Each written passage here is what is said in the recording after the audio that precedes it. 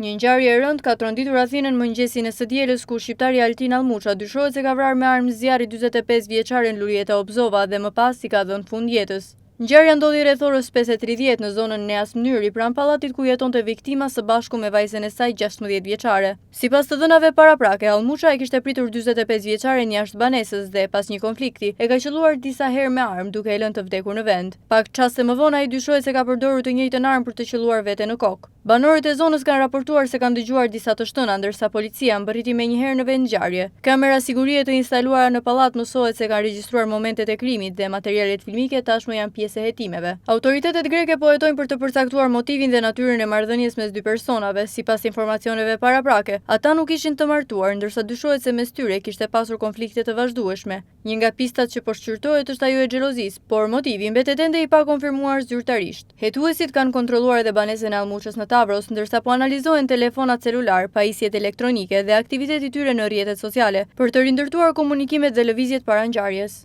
Nga të dhënat e publikuara rezulton se Altin Allmuça ishte i martuar dhe baba i një fëmije, ndërsa bashkëshortja e tij u ka deklaruar autoriteteve se nuk kishte dieni për një marrëdhënie të tillë me 45 vjeçaren. Edhe nëna e viktimës është shprehur se vajza nuk i kishte treguar për ndonjë lidhje apo probleme me autorin dhe se lajmin tragjik e kishte mësuar përmes një telefonate nga vajza tjetër. Allmuça rezultonte një emër i njohur më herët për autoritetet shqiptare. Në vitin 2016 ai ishte arrestuar në Tiranë, pasi dyshohej se përndiqte ish bashkëshorten duke i shkaktuar ankth dhe frikë. Për atë rast ishte proceduar për veprën penale të përndjekjes. Hetimet e autoriteteve greke vijojnë për zbardhjen e plotë të rrethanave të krimit.